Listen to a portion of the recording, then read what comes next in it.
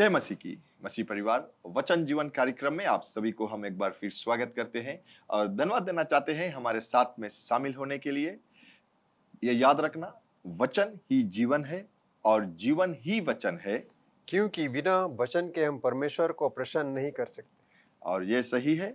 और ये वचन जीवन कार्यक्रम है, इसीलिए जब हम वचन को सुनते हैं और उसको जब अपने जीवन में हम इस्तेमाल को करते हैं, हम अपने जीवन में सफलता को प्राप्त कर सकते हैं। क्योंकि बिना वचन के हम ये जान नहीं सकते हैं कि परमेश्वर ने हमारे लिए क्या रखा है। अगर हम मैथमेटिक्स को सीखते हैं और बिना पढ़े और हम जाकर अगर परीक्षा में बैठ जाए, तो जो अगर उसमें सवाल भी है कि एक और एक कितना होता है, हम नहीं जानेंगे जब तक पादरी साहब हम लोग सीखेंगे नहीं कि एक और एक दो होता है ना। तो उसी प्रकार से परमेश्वर का जो ज्ञान हमें प्राप्त करना है, या परमेश्वर ने इस जीवन को जब हमें दिया है और इस जीवन में आशीष को दिया है, तो हमें जानना है। आमीन। और जब हम जानेंगे, सीखेंगे, तब ही हम अपने जीवन में आगे बढ़ सकते हैं। सही है पादरी साहब, हमें उसके वचन को हर एक शब्द को जानना बहुत जरूरी है। हर एक शब्द में क्या क्या महत्व है उस शब्द का, क्योंकि जब हम उस शब्द को अपने अंदर रखेंगे नहीं और हर एक वचन को ग्रहण नहीं करेंगे, तो हम और आगे बढ़ेंगे ही कैसे। सही है। तो आज का जो हमारा विषय है वो है मेरा निर्माता। आज का जो वचन या जो हम सीखेंगे वो है मेरा निर्माता या मेरे बनाने वाला। और ये जो टॉपिक जो हमें मिला है या जिसके विषय में हम बातें करेंगे, वो ऐसे हुआ कि एक सुबह को जब मैं सुबह उठा या जब मैं जागा जिस समय, और जिस वक्त मैंने जागा, मेरे मन में ये गीत को आया। और ये गीत जो लेखक है उसका जो टॉमी वोका, और ये गीत जो अंग्रेजी में अगर हम देखते हैं तो वो कहता है कि I have a mica, he phone my heart, before even time began my life was in his hand.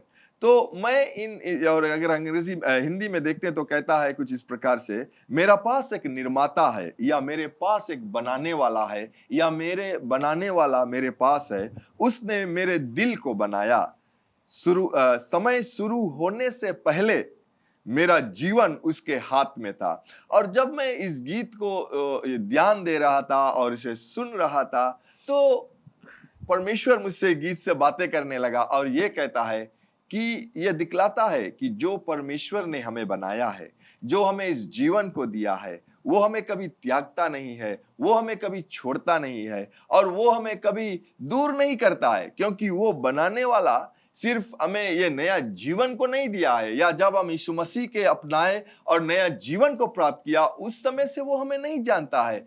धर्मशास्त्र कहता है, हम लोग पढ़ेंगे अभी, धर्मशास्त्र कहता है या इस गीत भी कहता है कि समय शुरू होने से पहले मेरा जीवन उसके हाथ में था। यानी कि हम इस संसार में जन्म लेने से पहले परमेश्वर, हमारा यहोवा, हमारा रचना करने वाला, हमारा जो हमें जो बनाने वाला, वो हमें जानता है। अगर वो हमें जानता है तो सिर्फ हमें वो बनाकर या इस समय पर वो हमें जन्म देकर छोड़ेगा नहीं, लेकिन जब उसने इस समय पे हमें जन्म को दिया है तो वो हर एक चीज से भरपूरी भी करता है। तो ये याद रखना, ये मैं जानता हूं कि परमेश्वर सिर्फ मुझे ये वचन से या इस गीत से हमें उत्तेजित नहीं करना चाहता है, सिर्फ मुझे नहीं, लेकिन मैं ये विश्वास करता हूं कि आप जो सुन रहे हो इस वक्त, आपको भी वो उत्तेजित करता है। और आप भी किसी समय पर, चाहे आपके शरीर में पीड़ा हो, या लोग आपसे बातें करता, आपके विषय में बातें करता है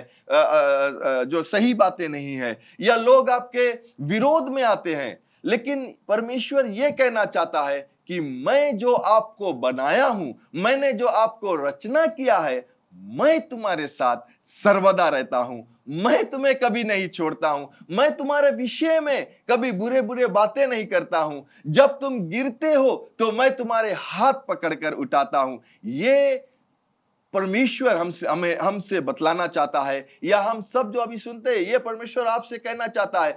चाहे लोग, चाहे आपके परिवार, चाहे आपके पति आपके विरोध में बातें करते, चाहे आपके पत्नी आपके विरोध में बातें करते, चाहे आपके माता पिता आपके विरोध में बातें करते, चाहे आपके बच्चे आपको छोड़कर चला गया है, याद रखना प्रभु यीशु मसीह कभी आपको छोड़ते नहीं, वो आपको नकारता नहीं। उसने कहा कि मैं आपको एक सहायक दूंगा। वो इस धरती से गया, जब वो शरीर में था वो ये जानते थे कि मैं शरीर में हूं, शरीर में मैं सिर्फ एक स्थान पर या एक समय पर एक स्थान पर रह सकता हूं।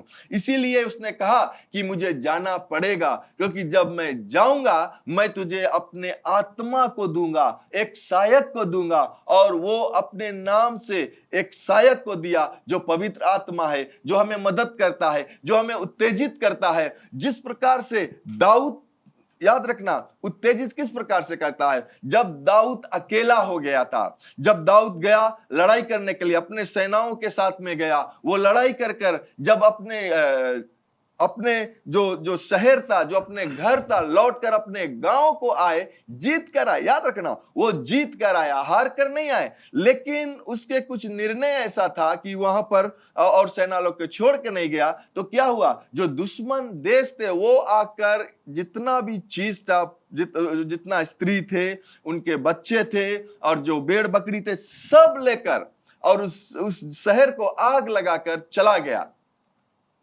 और जो उनके साथ था दाऊद का, याद रखना, जो दाऊद के साथ में था, जो दाऊद के साथ में खुशहाली मनाते हुए आए थे जीत का, और जब वो आए तो क्या हुआ, देखते कि कुछ नहीं रह गया, घर जर गया। जो सेना थे, उनके जो पत्नी थे और जो बच्चे थे, सबको लेकर चला गया दुश्मन लोग। वो लोग क्या करना चाहा, वो दाऊद को पत्थरवार कर कर मारना। राजा था उन लोगों का, अगुवाकार था, लेकिन उस समय पर पत्थरवार कर कर उसे मारने वाले थे।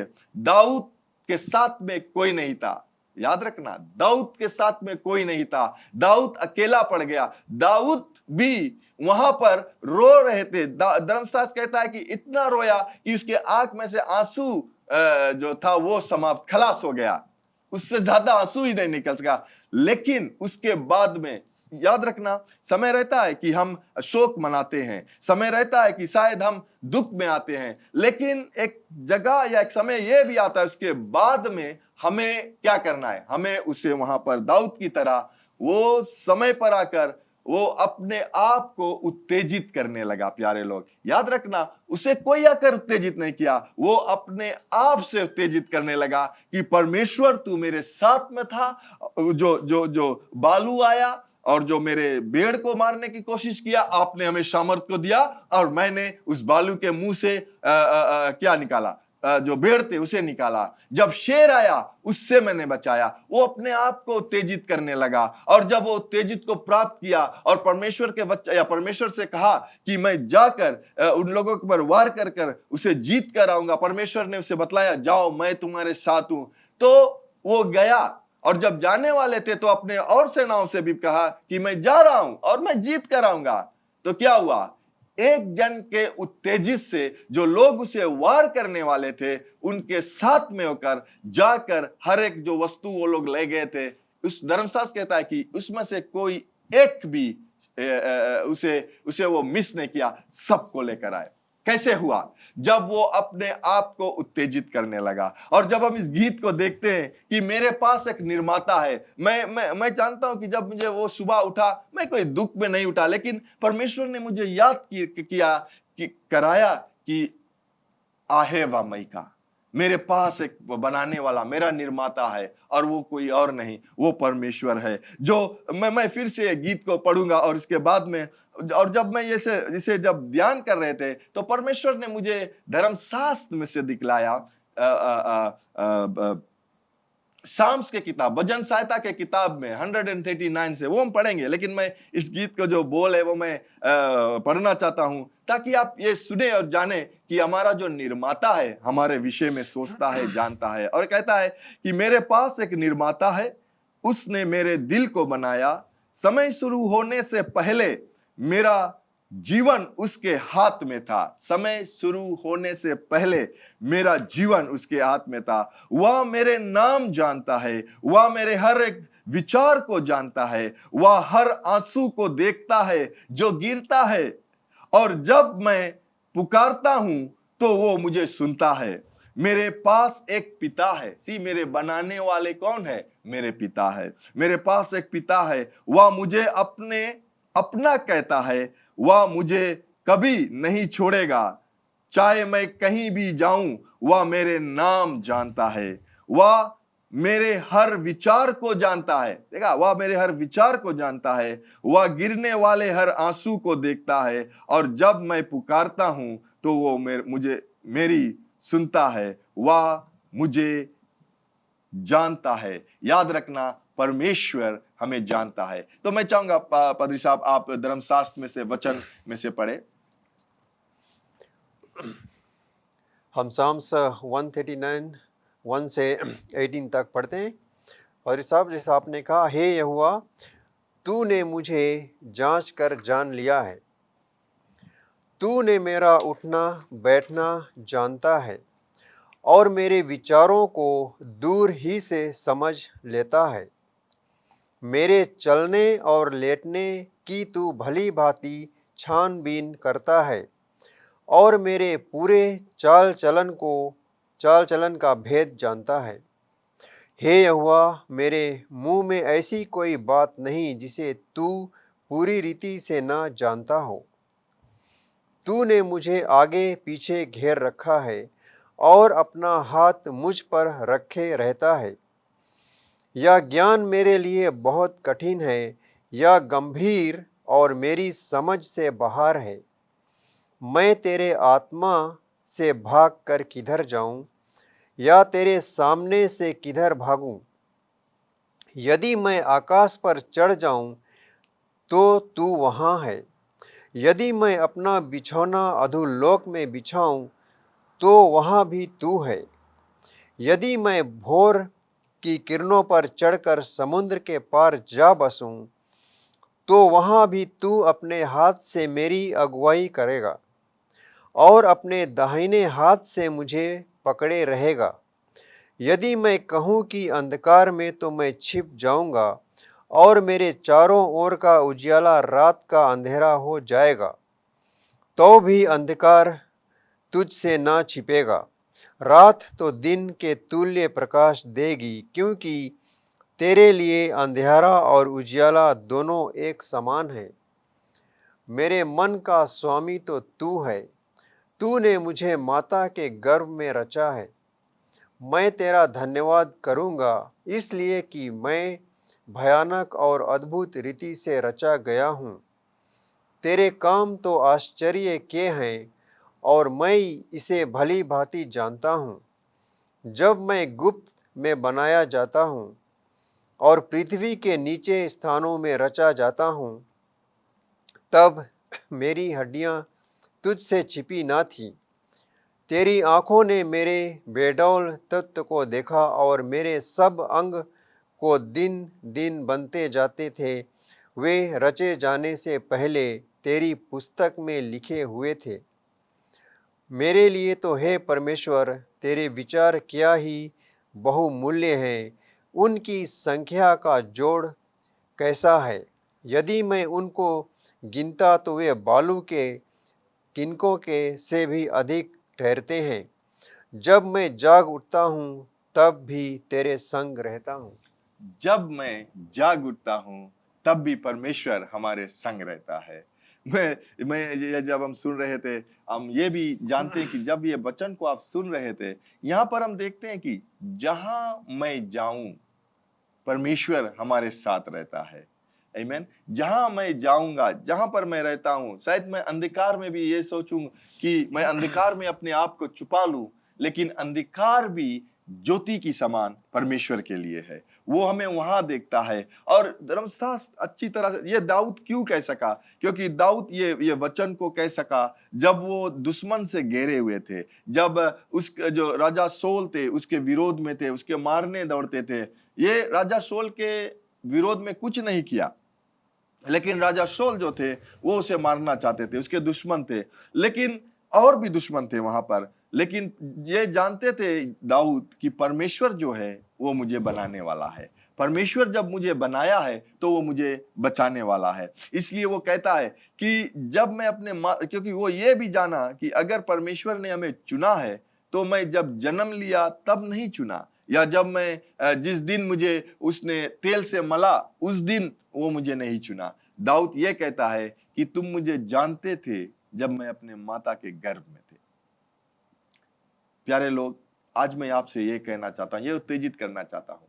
शायद इस समय आप ये सोचते हैं कि मेरा कोई नहीं, मेरा क्या होगा, मैं आगे कैसे बढ़ सकूंगा, मुझे कौन देखभाल करेगा। आज परमेश्वर, या मैं ये कह सकता हूं कि आज यीशु ये कहता है कि जब मैं तुम्हारे साथ हूं, तुम्हारा विरोधी कौन हो सकता है। मैं तुम्हें कभी नहीं नकारूंगा, मैं तुम्हें कभी नहीं छोड़ूंगा। मैं तुम्हें, तुम चाहे अंधकार के तराइयों में भी चलोगे तो मैं तुम्हारे साथ हूं, सहायता करने के लिए, वहां से निकालने के लिए। जैसे दाऊद कहता है कि मैं अगर बोर के सुबह के जो समय मैं वहां पर चला जाऊंगा, लेकिन तो भी तू मेरे साथ, तो भी तू मेरे साथ है। अगर मैं अधोलोक में, ये नहीं कहता है कि वो दिखलाता, ये नहीं कहता है कि मैं नरक में चला जाऊं। उसका मतलब ये कि ऐसा गहरा स्थान पर भी चला जाऊं, नीचे भाग में भी चला जाऊं, तो वहां पर भी प्रभु हमें देखता है। हमारे मुख से एक वचन निकलने से पहले वो जानता है।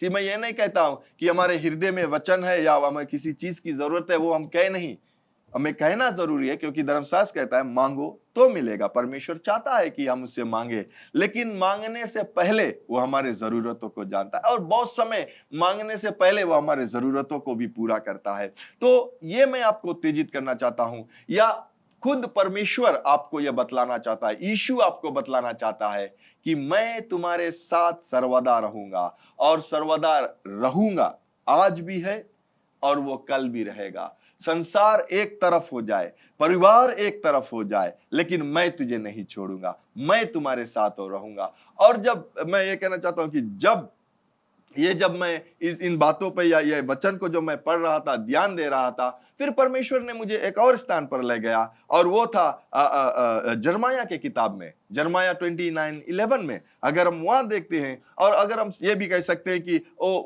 ये वचन सिर्फ यहूदी लोगों के लिए था, इजराइल के लोगों के लिए था, और ये सही है कि ये वचन जब लिखा गया था या जर्माया के द्वारा बतलाया गया था, वो उस समय उन लोगों के लिए था जब वो बंदुआई में थे, 70 ईयर्स के बाद में जब वो रिहा होने वाले थे, और परमेश्वर ने जर्माया के द्वारा उन लोगों से बतलाया, उत्तेजित किया कि मेरा जो आपके प्रति जो प्लेन है, जो योजना है, वो अच्छा है, हम लोग पढ़ेंगे। लेकिन आज मैं ये कहना चाहता हूं कि ये जो फ्रेश मना है ये जो फ्रेश मना, ये वचन जो है, ये आपके लिए है। शायद आप सोचते होंगे कि परमेश्वर मेरे लिए क्या रखा है, मुझे कुछ आगे रास्ता को नहीं दिखलाता है, लेकिन परमेश्वर क्या कहता है आपसे?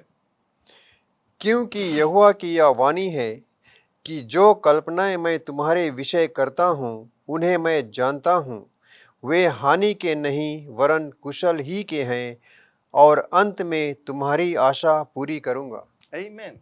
वो हानि के नहीं है। याद रखना, जब जीवन में हम हानि प्राप्त करते हैं या कुछ गलत होता है, तो ये परमेश्वर की ओर से नहीं है, क्योंकि परमेश्वर खुद कहता है कि मेरा जो योजना, जो मैंने तुम्हारे बारे में सोचा है, वो अच्छा है। तो हम यहीं पर समाप्त करेंगे प्यारे लोग, और ये कहना चाहता हूं कि ये जो उत्तेजित का वचन है, किसी भी समस्या से आप गुजरते हो इस समय, ये याद रखना कि यीशु आपके साथ है, और वो आपको अंधकार, या जहां पर आप रास्ते, धर्मशास्त्र कहता है कि जहां पर रास्ते नहीं थे, जंगल में रास्ते नहीं थे, उसने रास्ते को बनाया। जहां पर पानी नहीं रहता, जहां पानी निकल ही नहीं सकता है, वहां पर वो नाला बनाता है। तो अगर उसने अपने चुने हुए लोग को उस समय बचाया, क्या आप उसके चुने हुए लोग नहीं हैं? प्रभु यीशु मसीह से लहू से आपको धोया गया है। आमीन। तो मैं आपको ये उत्तेजित करना चाहता हूं कि कभी आप निराशा में ना पड़ा रहे। निराशा में आशा देने वाला प्रभु यीशु मसीह है। आमीन। क्यों ना हम प्रार्थना को करें। दयावंत परमेश्वर, हम आपको धन्यवाद देते हैं उत्तेजित करने के लिए आज सभी लोगों को, कि आप हमारे साथ में रहते हो, आप हमारे हृदय में, हमारे जीवन में हर एक मुसीबतों से बचा के निकालने वाले हो प्रभु, और सहायता करने वाले हो। हमें कभी नहीं छोड़ता, हमें कभी नहीं नकारता। धन्यवाद देते हैं प्रभु आपके स्वर्गदूत के लिए, जो आपने अपने लोगों के प्रति रखा है, जो हर एक समय वो स्वर्गदूत बचाता है, आपके वचन के अनुसार वो कार्य को करता है।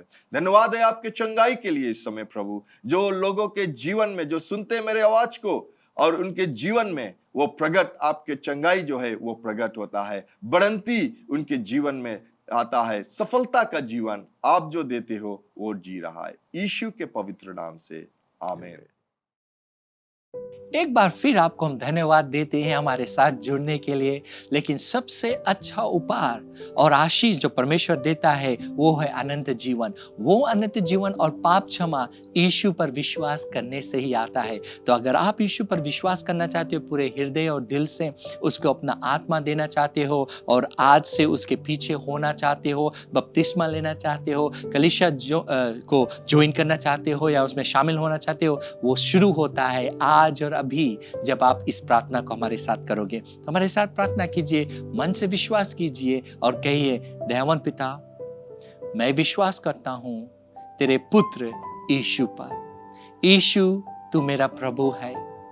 तू मुझे आज मेरे पापों से मुझे क्षमा दिला, मेरे दिल में आ, अपने आत्मा से भर। मैं विश्वास करता हूं कि तू स्वर्ग से आया, मेरे पाप के लिए मरा और तीसरे दिन जी उठा, फिर से आने वाला है। मुझे मदद कर, आत्मा से भर, विश्वास में चला, यीशु के नाम से, आमीन। अगर आपने वो प्रार्थना किया है, मेरा पूरा विश्वास है आप अगर दिल से किया है, आपके सारे पाप क्षमा हुए, आप एक नए जीवन, नए सृष्टि बने हो। तो मैं चाहता हूं अगर आप हमें संपर्क करोगे, हम लोग आपको मदद करना चाहते हैं विश्वास के कदम में या विश्वास के जीवन में चलने के लिए। और आपको हम उत्तेजित करते हैं, कलीसिया ढूंढिए, बाइबल को पाइए, बाइबल पढ़िए और अपने विश्वास में मजबूत बनिए और अपना जीवन यीशु के लिए जिए। धन्यवाद एक बार फिर आप हमारे साथ होने के लिए। परमेश्वर आपको बहुतायत से आशीष दे और ये हमेशा याद रखना कि यीशु मसीह ही प्रभु है।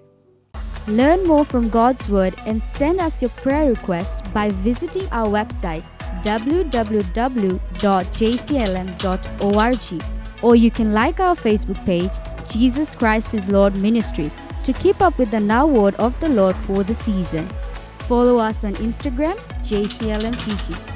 Better still, subscribe to our YouTube channel, JCLM Fiji, to receive the latest teaching of God from the ministry.